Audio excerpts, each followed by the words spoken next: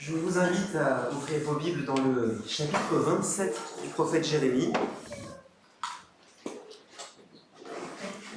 Pour ceux qui nous rejoindraient pour la première fois, qui n'ont pas l'habitude, ça fait maintenant quelques années que je propose une étude suivie de ce livre de Jérémie. Et donc on en est arrivé à ce chapitre 27. Alors jusqu'à hier matin, je pensais traiter avec vous les chapitres 27 et 28 de façon globale. Mais il y a un détail du premier verset de ce chapitre 27 que le Seigneur m'a montré particulièrement et ça a complètement changé les choses. Donc merci pour tous ceux qui prient pour les prédicateurs, c'est pas une tâche facile. Tout ce que j'avais préparé, j'ai dû repartir à zéro hier matin, même si c'est toujours bénéfique d'étudier la parole de Dieu.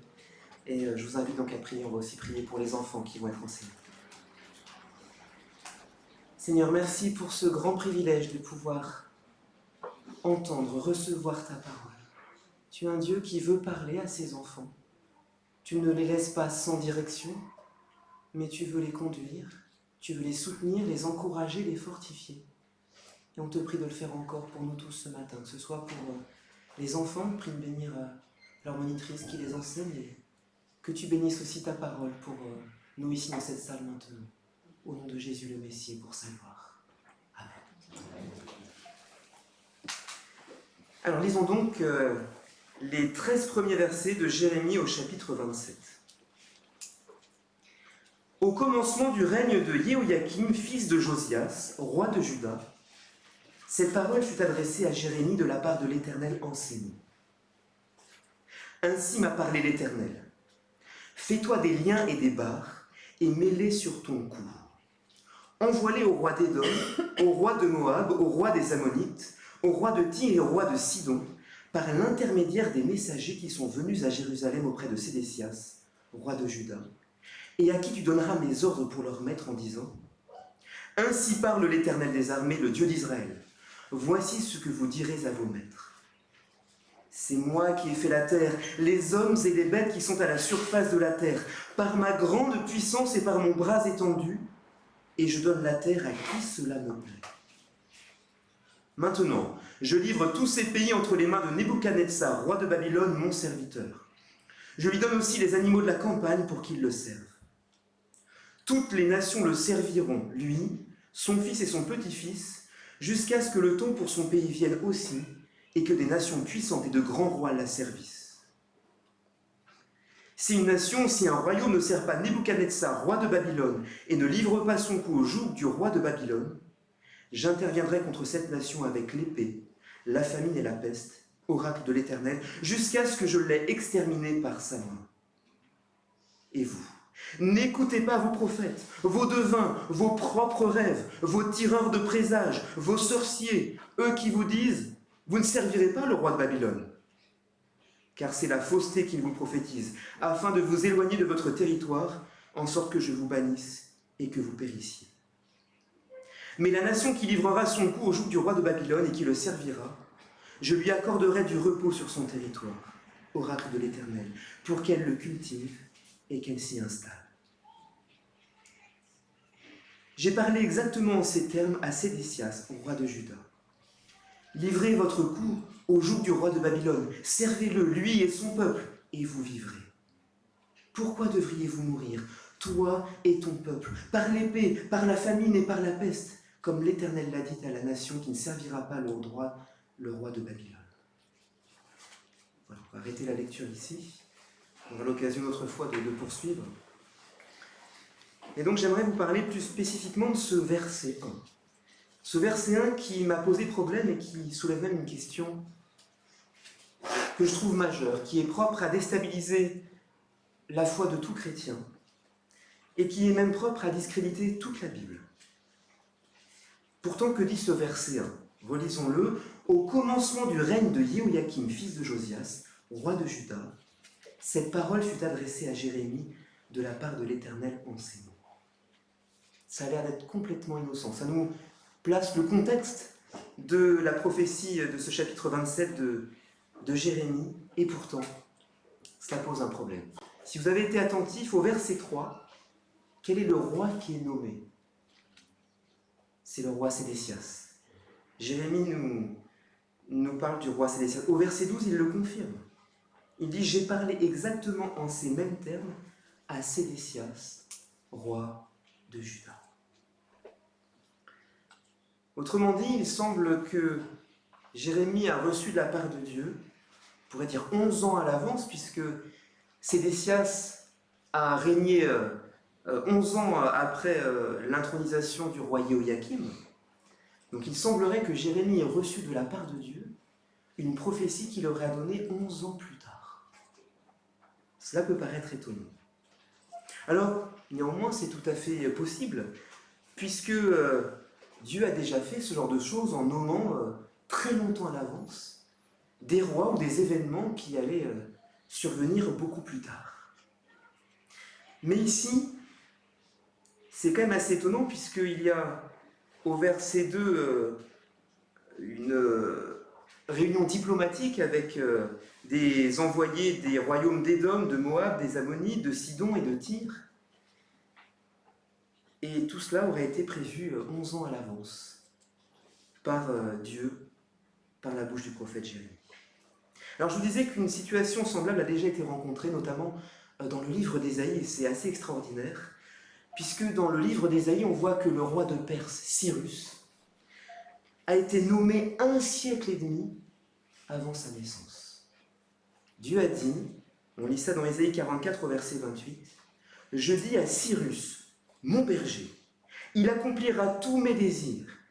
Il dira de Jérusalem qu'elle soit rebâtie, et du temple qu'il soit fondé. » Or, à l'époque où prêche Ésaïe, on est au cours du 8e siècle avant Jésus-Christ, non seulement Juda a toujours son intégrité dans son territoire, Jérusalem existe toujours, le temple est toujours là, les hommes et les femmes de Juda n'ont pas encore été déportés, et voilà que, par la bouche du prophète Ésaïe, Dieu annonce que quelqu'un, un roi de Perse, alors qu'à l'époque c'était les Assyriens qui dominaient le monde, et après ça a été les Babyloniens, et c'est le cas à l'époque de Jérémie dont on parle.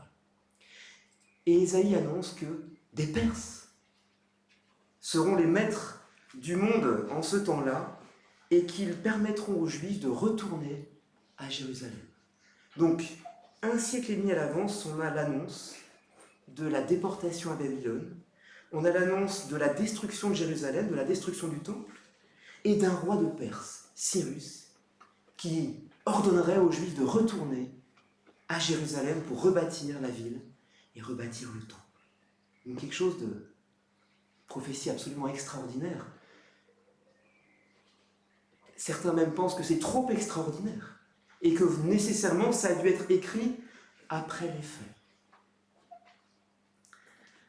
Mais, ironie du sort pour les détracteurs de la Bible, eh bien, le plus beau manuscrit qu'on a retrouvé à Qumran, en 1947, dans ce qu'on appelle les manuscrits de la mer Morte, eh bien, c'est justement ce rouleau du livre d'Ésaïe. Alors c'est vrai qu'il a été daté du 2e au 1er siècle avant Jésus-Christ, et ce qui s'est passé avec Cyrus, ça a précédé cette période, mais toutes les prophéties qui parlent du Messie, elles sont très nombreuses dans le livre d'Ésaïe. Celles-là, on est sûr qu'elles ont été annoncées à l'avance. Et elles se sont effectivement accomplies. Alors, si Dieu a pu annoncer les choses à l'avance dans le cas du Messie Jésus, eh bien pourquoi n'aurait-il pas pu le faire dans le cas de Cyrus, roi de Perse?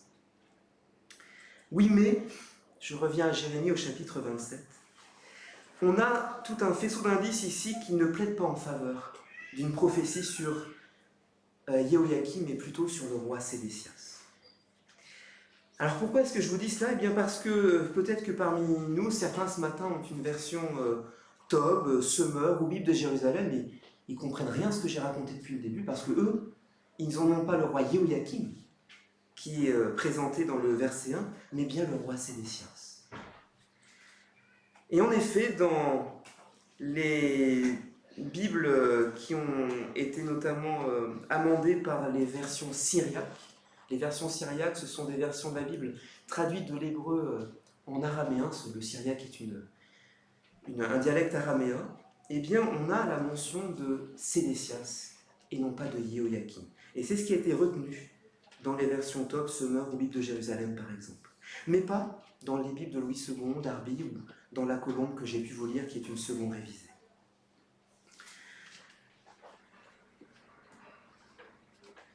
Alors, plus étonnant encore, si on regarde dans d'autres versions, comme la version des Septante.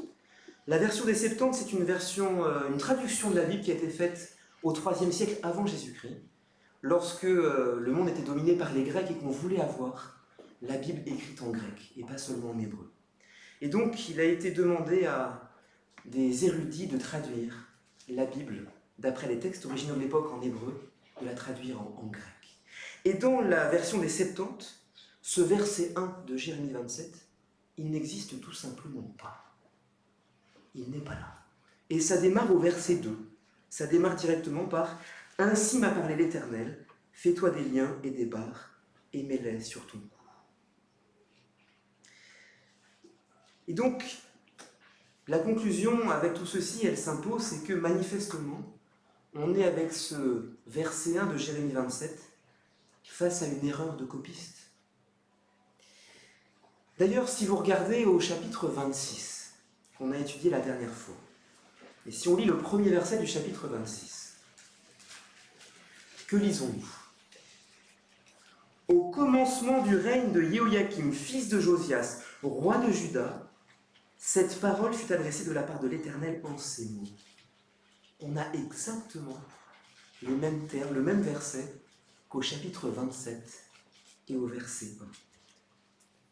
Et donc, quelque part, il semblerait que une des personnes qui a recopié ce texte de Jérémie 27, pour qu'on en ait la trace, et que eh bien, ce texte soit transmis de génération en génération.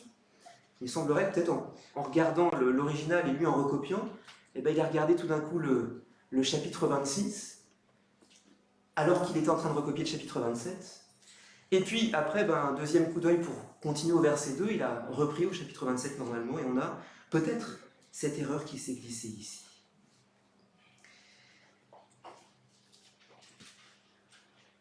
Alors, je vous disais que ce verset 1, du coup, il est peut-être de nature à déstabiliser la foi des chrétiens, à faire douter quelques-uns en se disant « mais ça veut dire que dans la Bible, il y aurait des erreurs. Ça veut dire qu'il y aurait des choses qui ne sont pas parfaites. Alors qu'on répète régulièrement que cette Bible, c'est la parole de Dieu. Si c'est la parole de Dieu, est-il possible qu'il y ait des erreurs dans la parole de Dieu ?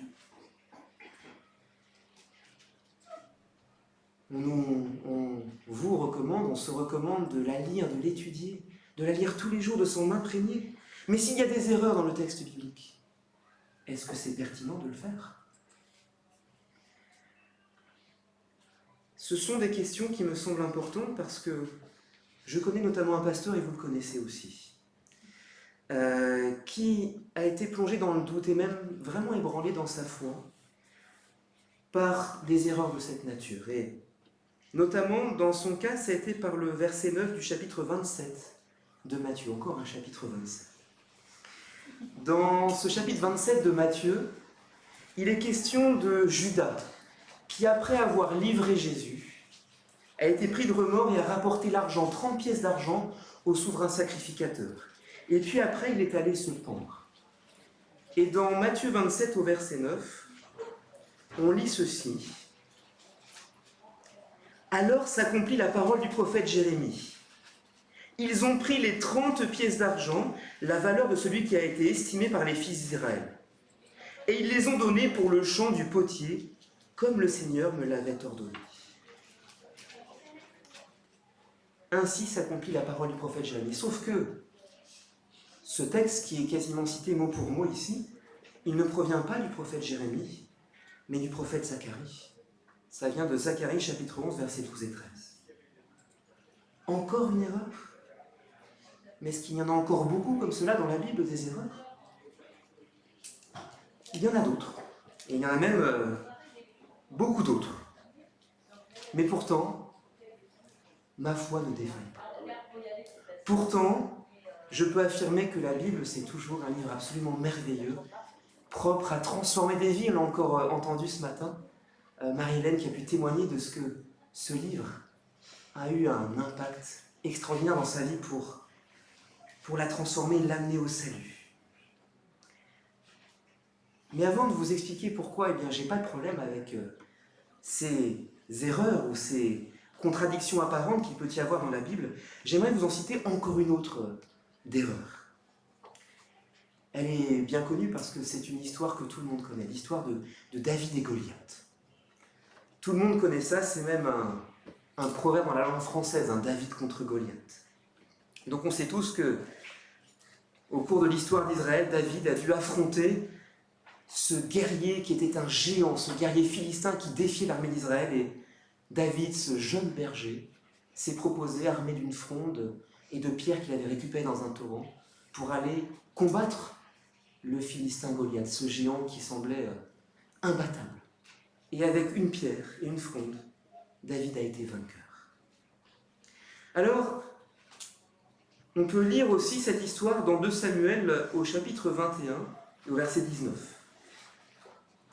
Je vous lis simplement le verset qui est cité là dans 2 Samuel 21, 19. Le combat reprit à Gob avec les Philistins. Et Elhanan, fils de Yaaré-Oregim de Bethléem, tua Goliath de Gath, qui avait une lance dont le bois était comme l'ensouple des tisserands. Donc vous pensiez peut-être que David avait tué Goliath.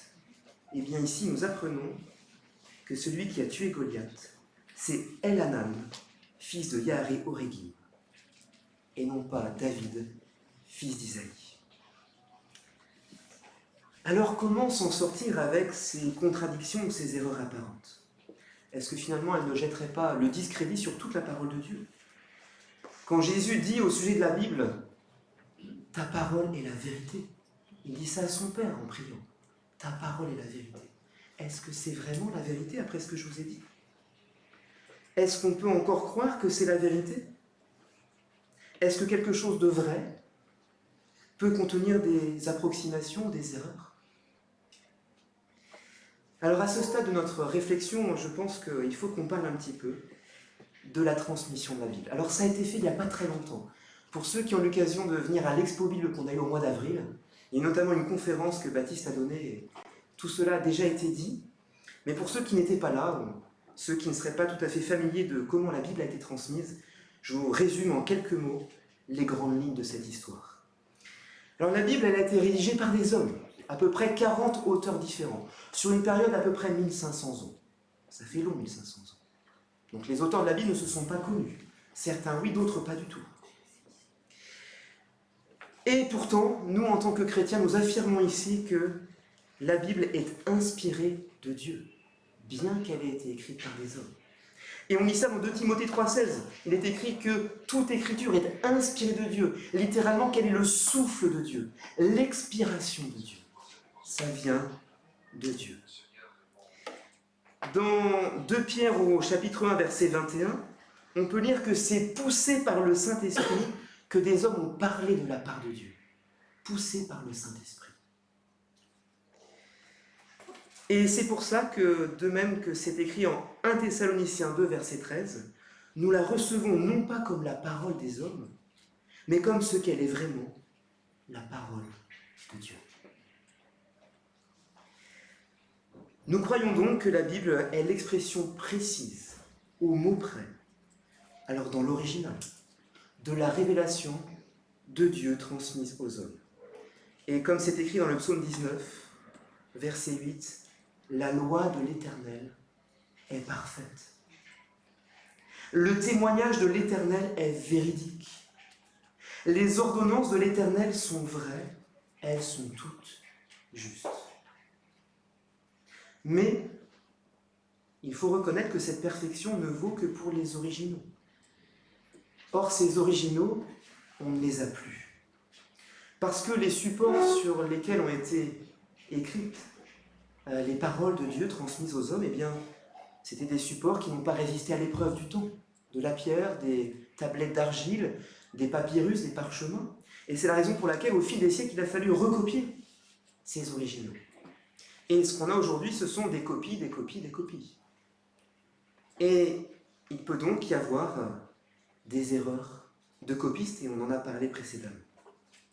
Ceci dit, on dispose de milliers et de milliers de manuscrits. Des manuscrits entiers, des fragments, et puis on a aussi des traductions. Je vous ai parlé de la traduction syriaque qui a été faite d'après les textes originaux, la traduction des Septante aussi, traduite en grec à partir des textes originaux. Et on a donc possibilité de faire beaucoup de recoupements. Et toutes les recherches qui ont été faites nous permettent d'affirmer qu'on a un texte extrêmement fiable aujourd'hui. D'ailleurs, si je reviens à ces manuscrits de la mer Morte qui ont été découverts en 1947, on a parlé de ce rouleau du livre d'Ésaïe, qui est le manuscrit le mieux conservé, il est dans un état exceptionnel. Et il est daté du 2e ou du 1er siècle avant Jésus-Christ. Et on voit que par rapport au texte d'Ésaïe qu'on avait, suite aux copies et recopies faites siècle après siècle, eh bien c'est le même texte. Les différences sont minimes, c'est surtout des différences orthographiques, parce qu'évidemment la langue évolue, et au fil du temps, eh bien, les mots ne s'écrivent pas de la même façon. Donc les principales différences sont simplement d'ordre orthographique, parce que la langue a évolué, mais c'est le même texte. Ce qui nous prouve bien que la Bible a été merveilleusement conservée. Alors néanmoins, il y a parfois quelques erreurs de copistes, comme dans Jérémie 27 au verset 1, dont on a pu débattre. Mais voyez qu'on a les moyens de les détecter, ces erreurs. On a vu comment je vous ai amené à découvrir cette erreur. Alors souvent, les erreurs sont tout à fait minimes. Elles vont concerner par exemple des chiffres. C'est facile, hein, les chiffres, d'oublier juste un petit trait qui représente un chiffre. Par exemple, Jéhoïakim, eh bien, il a eu un fils du nom de Jéhoïakin. Et on lit par exemple dans 2 Chroniques 36-9, c'est lorsqu'il avait l'âge de 8 ans qu'il a accédé au trône. Alors que dans 2 Rois, au chapitre 24, verset 8, on voit que c'est lorsqu'il avait 18 ans qu'il a accédé au trône. 8 ans dans le livre des Chroniques, 18 ans dans le livre des Rois. On voit qu'il manque visiblement un 1 quelque part. Et si on regarde dans la version des Septante, on a bien cet âge de 18 ans donné pour le roi Jéhoïakim. Donc on peut faire les bons recoupements pour savoir ce qu'il en est réellement. Donc on a comme ça des chiffres où il y a quelques erreurs de copistes qui traînent dans notre texte biblique actuel. On a aussi parfois des erreurs sur des noms. Mais ce ne sont pas de véritables erreurs. Si on revient à l'histoire de la mort de Judas, dont on a vu la prophétie annoncée dans Zacharie. Pourtant, dans Matthieu 27, il est dit que c'était dans le livre de Jérémie que c'était annoncé. Eh bien, il faut se remettre dans le contexte de l'époque. À l'époque où ces choses ont été écrites, eh bien, c'était les Juifs auxquels les oracles de Dieu ont été confiés, qui ont compilé le texte de l'Ancien Testament. Et ils n'avaient pas la même division que nous avons aujourd'hui sur l'Ancien Testament. Eux, ils divisent l'Ancien Testament en 3 grandes sections. Il y a la loi, les prophètes et les autres écrits. Et si nous avons 39 livres dans l'Ancien Testament, eux, ils en ont 24. Et pourtant, c'est exactement le même contenu. Mais nous, on a par exemple un Samuel de Samuel. Eux, ils ont les 2 livres de Samuel qui sont regroupés. Même chose pour les livres des rois ou pour les livres des chroniques. Pour ce qu'on appelle les petits prophètes, pas qu'ils soient petits, hein, mais c'est la longueur du texte qui nous fait les appeler les petits prophètes, eh bien ils sont tous regroupés dans un même livre. Et c'est pour ça que, en ayant le même contenu que nous, la Bible hébraïque contient 24 livres et non pas 39, comme nos versions secondes que nous avons la plupart d'entre nous. Et il faut bien comprendre aussi qu'à l'époque, on n'avait pas des Bibles reliées comme on a aujourd'hui. C'était des rouleaux avec des feuilles cousues ensemble, et on ne pouvait pas avoir un rouleau avec tout l'Ancien Testament, donc il y avait plusieurs rouleaux. Et notamment dans les prophètes, il y avait le rouleau du livre du prophète Jérémie, mais suivait d'autres écrits, et notamment les livres des petits prophètes.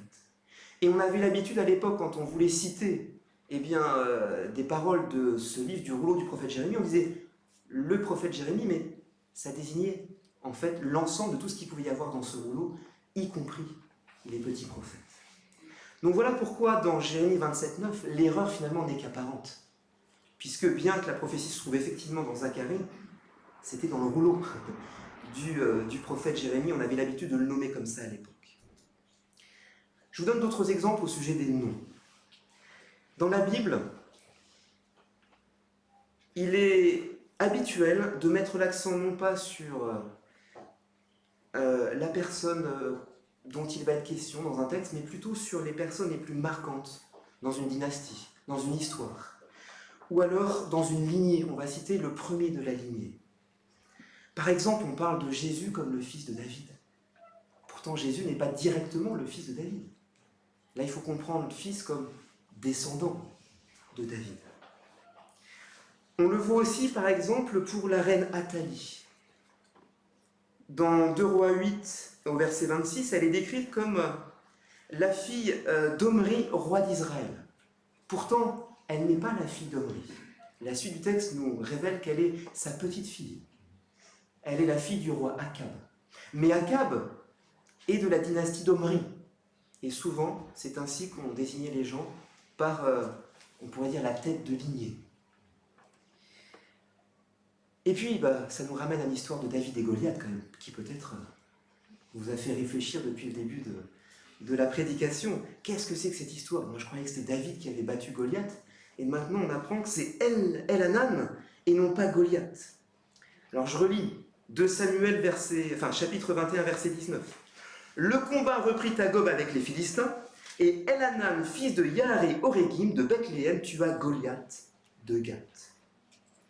Mais dans 1 Chronique, au chapitre 20, cette histoire est également décrite. Et que voit-on?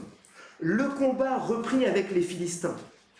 Elhanan, fils de Yaïr, tua le frère de Goliath, l'ami de Gath, qui avait une lance dont le bois était comme l'ensouple des tisserands. Ah, alors tout s'explique. Il n'y a pas de contradiction, simplement, visiblement, il a été oublié dans 2 Samuel 21 que c'était non pas Goliath, mais son frère, qui a été défait par Elhanan. Mais c'est bien David qui a battu Goliath, comme cela est décrit dans 1 Samuel au chapitre 17. Alors on peut se demander si c'est une erreur de copiste qui a oublié d'écrire que c'était non pas Goliath, mais le frère de Goliath. Peut-être. Mais rien n'est moins sûr parce que, comme je vous l'ai dit auparavant, la Bible met souvent l'accent sur la personne marquante de l'histoire. Et certainement que le frère de Goliath était lui aussi un géant, il est d'ailleurs décrit comme un géant. Et on devait peut-être dire, oh c'est un Goliath. Et on avait retenu ça, que il y avait encore un Goliath à vaincre, mais c'était en réalité le frère de Goliath. Donc il n'est pas rare que le nom d'une personne soit mis à la place d'une autre, parce que dans la pensée de l'époque, dans la pensée du juif, on a du mal à se mettre à la place. Forcément, c'est pas notre culture, mais c'est comme ça qu'il faisait. Donc la logique biblique, on le voit, n'est pas notre logique à nous aujourd'hui, on n'est pas dans la même culture, on n'a pas les mêmes habitudes. La logique biblique n'est pas chronologique, elle n'est pas précise comme on le ferait nous aujourd'hui au XXIe siècle en France. On voit que dans la Bible, ce qui compte, c'est le message à transmettre, avant la chronologie. D'ailleurs, je vous l'avais souligné la dernière fois, dans le chapitre 26 de Jérémie, il est question d'événements qui sont antérieurs à ce qu'on a vu, par exemple, déjà au chapitre 21 de Jérémie. Au chapitre 21, on a vu des choses qui se passent 11 ans plus tard que ce qui est relaté au chapitre 26 de Jérémie. Ce qui est important, ce qui compte, ce n'est pas la chronologie, c'est le message à apporter à un moment donné. Donc, attention quand nous voyons des choses qui nous paraissent peut-être être des erreurs ou des contradictions. Eh bien, en fait, ce ne sont pas des erreurs ou des contradictions, mais c'est lié à une autre approche, à une culture différente, à une logique différente de la nôtre, ou simplement à notre ignorance aussi du texte biblique dans sa globalité. Alors certains vont peut-être se dire, oh là, mais alors c'est compliqué de lire la Bible, c'est trop compliqué pour moi, il faut faire tous ces recoupements. Oui, il faut faire ces recoupements, c'est nécessaire. Et c'est d'ailleurs merveilleux d'avoir tous ces passages parallèles pour nous aider à bien comprendre la Bible. Et on voit que la Bible s'explique par elle-même. Mais si ça vous semble difficile, eh bien écoutez, c'est pour ça que l'Église existe. C'est pour ça qu'on a des temps de prédication, c'est pour ça qu'on a des études bibliques ici le mardi soir. C'est pour ça qu'il y a des cours de théologie le lundi matin. Et quand bien même vous ne pourriez pas venir parce que vous n'êtes pas disponible, ce n'est pas vos créneaux horaires possibles, eh bien, vous pouvez retrouver tout cela en ligne grâce à la technique d'aujourd'hui. Donc, il y a moyen d'approfondir. Mais on ne peut pas se permettre, effectivement, quand on lit la Bible, d'avoir simplement une lecture superficielle, parce que c'est comme cela qu'on fait des erreurs.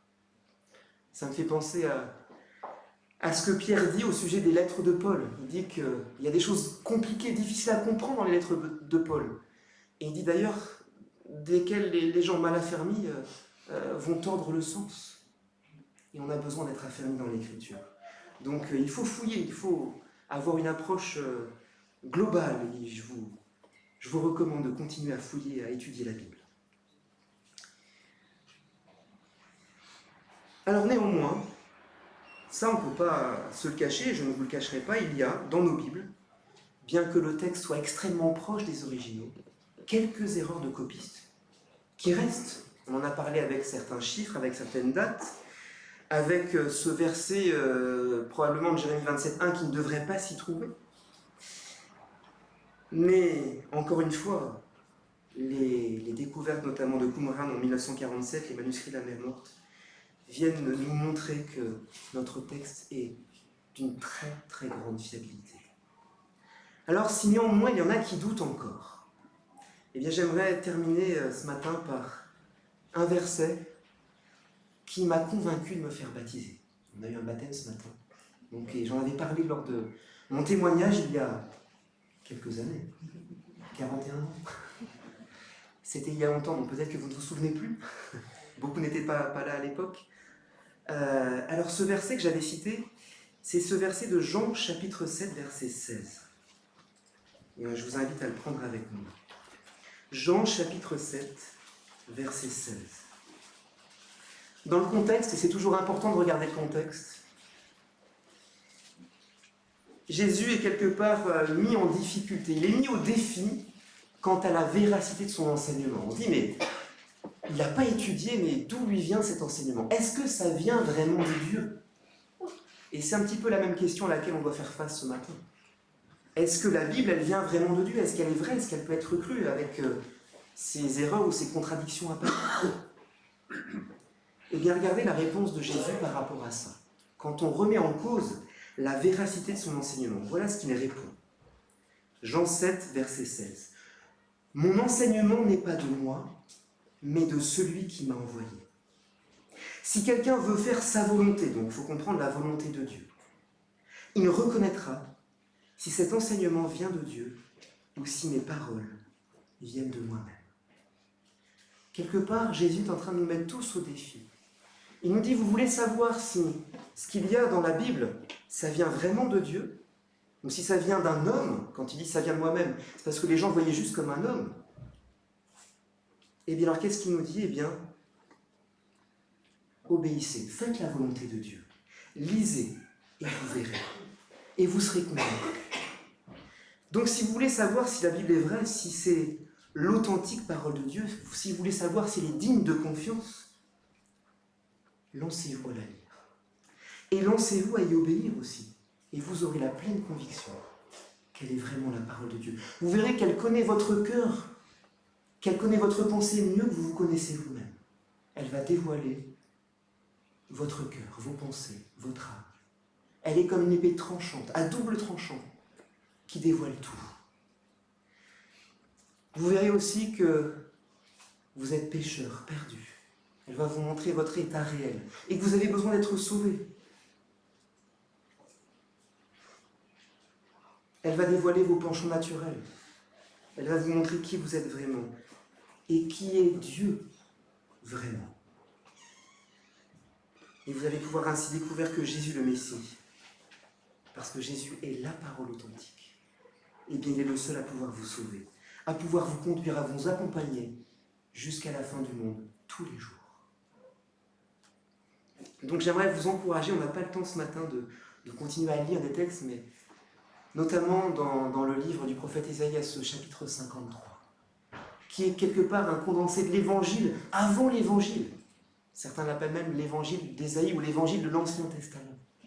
On voit avec quelle précision, avec quel amour aussi, le Seigneur nous parle de Jésus qui allait venir 700 ans plus tard. Et tout est annoncé, tout est dit. Et on est sûr que ce livre d'Ésaïe, grâce au manuscrit de la Mer Morte, il date au moins du 2e siècle ou 1er siècle avant Jésus-Christ. Donc on est sûr que tout ça, ça a été écrit au moins un siècle avant la naissance de Jésus. Donc lisez, faites confiance à la Bible, elle va répondre à toutes vos interrogations. Et les quelques petites erreurs de copie qui s'y sont glissées, ça ne change rien au message principal. Savoir que Jéhoïakim a été roi à l'âge de 8 ans ou de 18 ans, ça ne change rien au message du salut. Nous allons prier. Seigneur, merci encore de nous avoir laissé ta parole pour nous parler. Et même si tu as permis que ce soit des hommes faillibles, comme nous tous ici, comme moi, qui copient, recopient ta parole, l'étudient avec nos limites, avec nos faiblesses, eh bien tu as permis que ce texte soit transmis d'une façon extrêmement fiable au travers des générations, au travers des siècles et même des millénaires. Merci d'avoir voulu nous parler encore. Et merci parce que tu transformes nos vies. Merci parce que tu agis encore aujourd'hui au travers de cette parole. Et nous pouvons dire et affirmer que ta parole est la vérité. Qu'elle restaure l'âme, qu'elle fait du bien. Et nous pouvons te choisir comme berger parce que tu nous conduis dans de verts pâturages, vers des eaux paisibles. Et tu veux restaurer notre âme et nous conduire jour après jour. Gloire à toi, au nom de Jésus. Amen.